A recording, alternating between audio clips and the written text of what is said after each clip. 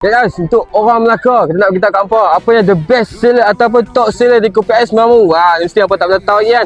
Yang ni, kopi caramel, teh gula, last kali coklat gula. Apa orang Melaka, mesti tak terasa lagi kan. Jom, kita terasa dulu. Bismillahirrahmanirrahim. Kalau untuk kopi caramel ni, apa dia bila kopi tu memang rasa kau dengan lemak ke silat caramel ni. Wish, batingan ni, teh lah. Kalau kata untuk teh ni, dia guna rasa parti teh tu memang pekat dan dengan susu dah dicampur. Wih, memang sur lah kali coklat.